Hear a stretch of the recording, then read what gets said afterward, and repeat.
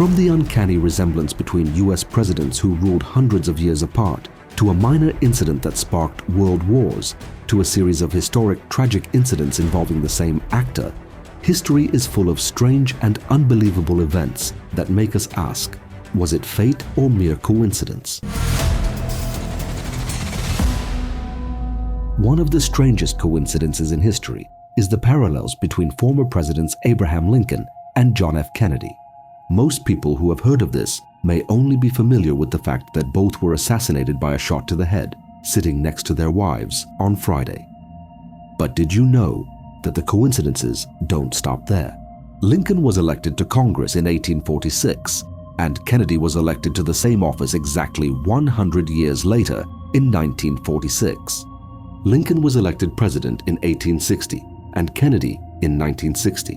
They both have 7 letters in their surnames, Lincoln and Kennedy. Both had security agents named William. But here, it gets even scarier. These agents died exactly 48 hours before they were 75 years and 5 months old. Both presidents had Johnson as their successor. Andrew Johnson succeeded Lincoln, and Lyndon B. Johnson succeeded Kennedy. Also, both successors were Southerners. Both of their assassins, while not exactly Southerners as many have mistakenly assumed, had 15 letters in their names, John Wilkes Booth and Lee Harvey Oswald. In addition, both are known by all 3 of their names, which was done intentionally by the press so as not to hurt the individuals who unfortunately shared the same name with them. Both murderers committed their crimes at the place where they worked. Booth was an actor at the Ford Theater where Lincoln was watching a play, while Oswald shot Kennedy from a 6th-floor window at the Texas School Book Depository.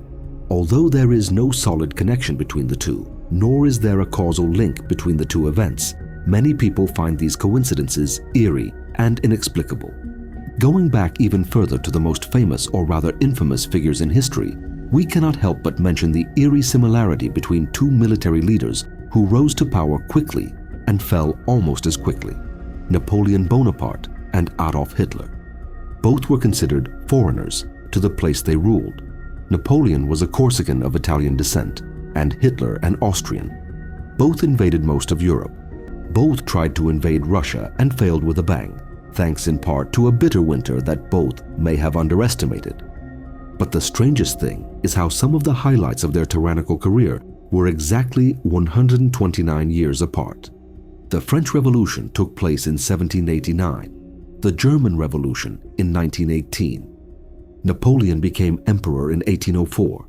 Hitler became chancellor in 1933. Napoleon invaded Austria in 1809. Hitler annexed it in 1938. Napoleon invaded Russia on June 23, 1812. Hitler did the same thing on June 22, 1941. There are other similarities, but these are certainly some of the most important. Nowadays, however, the difference between the two is huge. It turns out that Napoleon is far more popular in modern France than Hitler would ever have been in Germany. While Napoleon did indeed do many cruel things, at least people's opinion of him is divided. At the same time, Hitler is almost unanimously regarded as one of, if not the, cruelest historical figures who ever lived. And the next coincidence is worthy of a screen adaptation. Everyone has heard of the Titanic and its tragic demise. But did you know that the Titanic belonged to a trio of British Olympic-class ocean liners built by the same shipyard, commissioned by the same shipping company? RMS Olympic, RMS Titanic, and HMHS Britannic were built in succession in the early decade of the 1910s. While Olympic enjoyed a long and successful career, Titanic and Britannic did not. The Titanic sank on April 15, 1912, during her maiden voyage. 3 years later, Britannic was commissioned as His Majesty's hospital ship, but a year later in 1916, she struck a naval mine in the Aegean Sea and sank forever in the depths of the sea before she had the opportunity to enter service as a transatlantic ocean liner. At the time, the Titanic was the largest cruise ship, while the Britannic was the largest ship afloat. However, the real coincidence in the tragic stories of these 3 ships appears when we add the name of Violet Jessup. Violet Constance Jessup, also known as Miss Unsinkable, was born on October 2, 1887, near Bahia Blanca, Argentina, into a family of Irish immigrants. As a child, she fought off a bout with tuberculosis, despite doctors' grim prognoses. Jessup began her maritime career at age 21, following in her mother's footsteps as a stewardess. She first worked for the Royal Mail and later joined the White Star Line. In 1910, she was employed on the RMS Olympic, a luxury liner which in 1911 collided with the British warship HMS Hawke. Despite the collision, Olympic managed to return to port without sinking. On 10 April 1912, the Olympic was refloated in the sea. Jessup joined the crew of the RMS Titanic as a stewardess. She was the largest and most luxurious liner of her time and was considered unsinkable. Violet, like the rest of the crew, begins her work with optimism and happiness at being honored with the privilege of being part of the crew of one of the world's most prestigious ships. However, this joy would not last long because on April 14, 1912, at 11:40 p.m., the Titanic suffered an accident and began to sink. Violet is in her cabin when she feels the collision. After it becomes clear that the ship is seriously damaged, the crew is ordered to assist in evacuating the passengers. Jessup helps the passengers into the lifeboats. In the commotion, however, many people were afraid to get into the boats and be lowered into the water. She was then instructed to show the worried women that it was safe to get into the lifeboat by getting into boat number 16 herself. During the evacuation, just before Jessup's boat was lowered, the ship's officer appeared and placed a baby in her arms, which he ordered her to care for. After 8 hours in the lifeboat, Violet and the other survivors were rescued by RMS Carpathia. When she boarded the Carpathia, a woman, presumably the baby's mother, suddenly snatched the unborn child from her arms and quickly disappeared without thanking her. 4 years later, during the First World War, Jessup bravely enlisted in service as a nurse aboard the HMHS Britannic, which had been converted into a hospital ship. On 21 November 1916, while sailing in the Aegean, the ship hit a mine or was torpedoed and began to sink. Unlike the Titanic, the Britannic sank much faster, in just 57 minutes. The moment Jessup boards the lifeboat, she notices what is happening to the others who have already been launched. The ship was sinking very fast with its bow, and due to the fins still spinning at the back end, some of the boats were sucked in and destroyed. To avoid the same fate, Violet quickly made the decision to leave the boat and jump straight off the deck into the water. However, this did not end well for her at all. Upon falling into the water, Jessup hit her head on the ship's keel and sustained an injury. Later, when she consulted a doctor about her lingering headache, it was discovered that she had suffered a skull fracture. However, she survived. You probably wouldn't expect it, but Violet Jessup returned to the water and worked on various ships until her retirement in 1950. She lived the rest of her life in Suffolk, England, and died in 1971 at the age of 83 of heart failure.